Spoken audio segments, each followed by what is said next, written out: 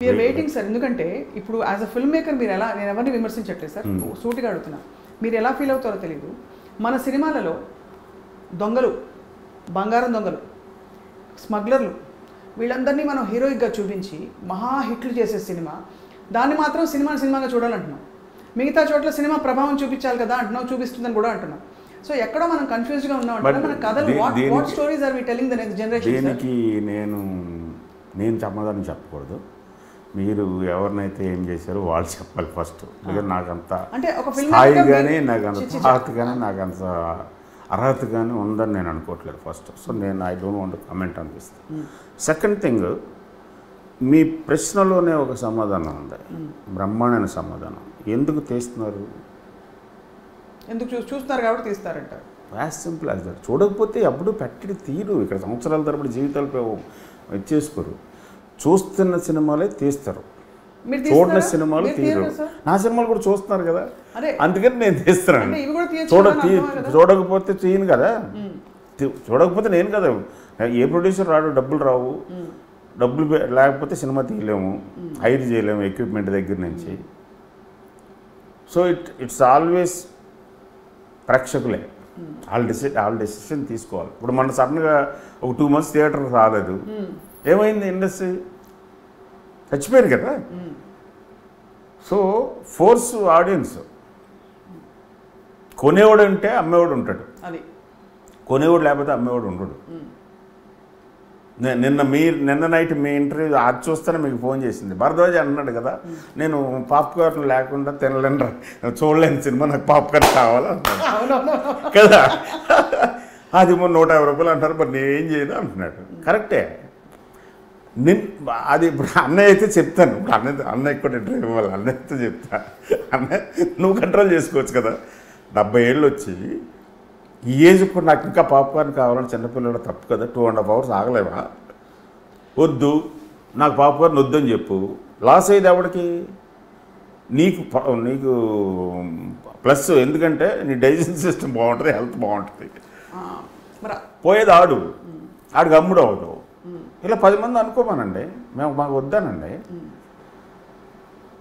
అంటే సినిమా టికెట్లు ధరలు పెరిగొచ్చారు.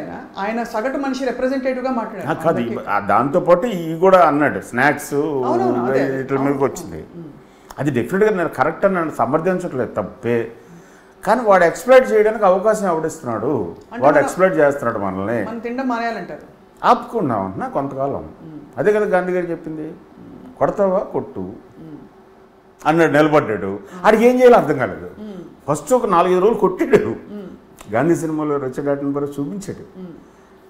2 రోజులు కొట్టిన తర్వాత ఆడికి అర్థం కావట్లేదు, ఏంటి అప్పుడు రియాక్ట్ అవ్వట్లేదు అంటే ఆడి గిల్ట్ వచ్చేసింది.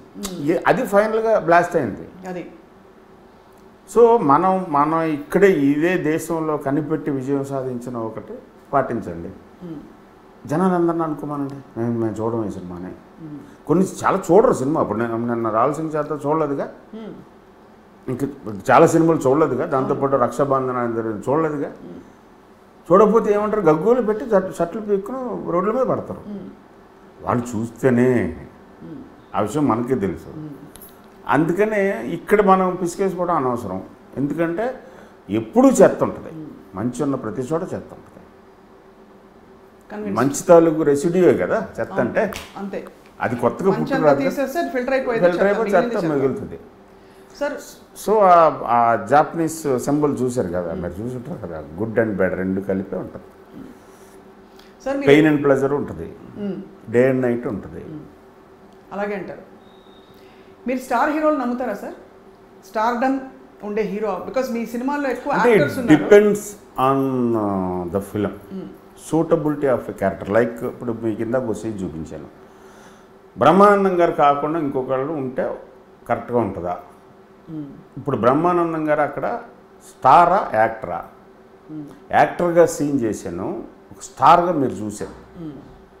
సేమ్ సీను బ్రహ్మానందం గారు కాకుండా ఇంకొకళ్ళు ఉంటే, ప్రకాష్ రాజ్ కాకుండా ఇంకొకళ్ళు ఉంటే, ఆ సూటబిలిటీ లేకపోతే ఆ కనెక్టబిలిటీ రాదు.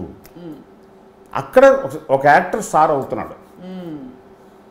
సో స్టార్, నేను ఎప్పుడైతే నా వస్తువుని అమ్ముకోవడానికి ఒక స్టార్ని మీద డిపెండ్ అయ్యానో, వాడికి కావాల్సింది అడుగుతాడు.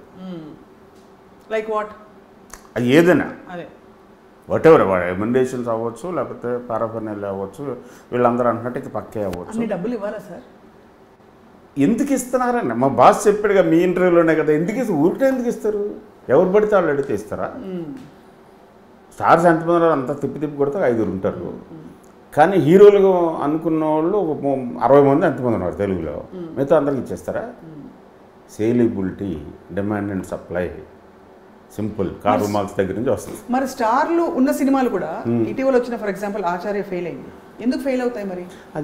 అది మనం పబ్లిక్గా మాట్లాడుకునే టాపిక్ కాదు. అది నాకు అన్నయ్య చిరంజీవి గారు అంటే చాలా రెస్పెక్ట్. అయ్యో నాకు కూడా చాలా నేను ఫ్యాన్ సార్, మెగాస్టార్ ఫ్యాన్. అంత స్టార్డమ్ ఉండే అంటే కథ నరేషన్లో మనం ఎక్కడైనా తప్పటడుగు వేస్తున్నామా అని అంతే మనం అడగడంలో అర్థమైపోయింది. మీరు కాదు దాన్ని ఇలా రాకూడదు, ఇలా రా అర్థమైంది sir. But my whole point is sir, cinema మనకి అఫ్ కోర్స్ చాలా ఎక్స్పాండ్ అవుతుంది, మంచి ప్లేస్లో ఉన్నాం మనం, అద్భుతం ఇంటర్నేషనల్ అన్నట్టు, ఎక్కువ స్క్రీన్లు, ఎక్కువ బడ్జెట్లు, ఈ 1000 కోట్ల బడ్జెట్, రీచబిలిటీ, హైప్ చూస్తే మీకు ఏమనిపిస్తుంది సార్? ఈ 1000 కోట్ల బడ్జెట్లు ఇప్పుడు దట్ ఆల్వేస్ హ్యాపీ. ఇప్పుడు సడన్గా నా పర్సనల్ అనాలిసిస్ ఏంటంటే, ఒక ఇన్ఫర్మేషన్ టెక్నాలజీ అనేది పూర్తిగా దాని గురించి అండర్స్టాండింగ్ లేని ఒక జాతి, మనిషి జాతి మీద పడిపోయింది అది వచ్చి. అంటే ఒక 1000 సంవత్సరాల్లో జరగవలసిన ఒక డెవలప్మెంట్ 5 yearsలో అయిపోయింది. సో సడన్గా వచ్చేటప్పటికి వరద వస్తే ఫస్ట్ బురద నీళ్ళు వస్తుంది, బురద వెళ్ళిపోయిన తర్వాత అసలు నీరు వస్తుంది. సో ఇప్పుడు బురద ఉందంటారు అయితే ఆటోమేటిక్ జరుగుతుంది. అది ఇదంతా బురద అయితే అది చెప్పలేము. ఇందులో మధ్యలో మా బురదలోనే బోల్డ్ అన్ని ధాతువులు ఉంటాయి, న్యూట్రియంట్స్ ఉంటాయి, హెర్బ్స్ ఉంటాయి, అవన్నీ కూడా ఉంటాయి కదా, మెటల్స్ ఉంటాయి కదా, అలాగే చూడాలంటున్నా. వాస్తవం sir. And me point I'm able to understand. నేను మిమ్మల్ని ఏదో అడగాలని అడగట్లేదు. బట్ ఐ జస్ట్ వండర్, అంటే మీలాంటి ఒక ఫిల్మ్ మేకర్, మీరు ఇండస్ట్రీలో భాగంగా కనిపిస్తారు, but at the same time మీ ఆలోచన మీకుంది. సో ఇండిపెండెంట్గా మీరు ఆలోచించినప్పుడు ఇవన్నీ ఎలా అనిపిస్తాయని చెప్పి, బికాస్ ఈ క్రేజ్ బాగా పెరిగి విపరీతమైన that's part of the game.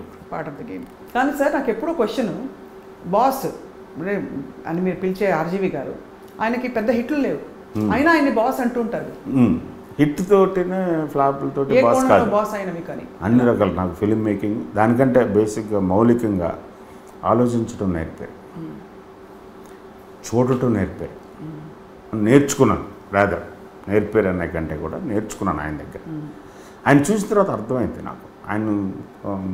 ఆయన మాట్లాడుతున్నప్పుడు, ఆయన సినిమా షూట్ చేస్తున్నప్పుడు, ఎడిట్ చేస్తున్నప్పుడు, సీన్ చెప్తున్నప్పుడు, ఎక్విప్మెంట్ వాడుతున్నప్పుడు, షార్ట్ కంపోజ్ చేస్తున్నప్పుడు, షార్ట్ కట్ చేస్తున్నప్పుడు, బ్యాక్గ్రౌండ్ స్కోర్ ప్యారల్ చేస్తున్నప్పుడు, దానికి బయట ఇప్పుడు జనాలతో డీల్ చేస్తున్నప్పుడు, మాట్లాడుతున్నప్పుడు, ఆయన బతుకుతున్న విధానం, ఆయన అభిప్రాయాలు.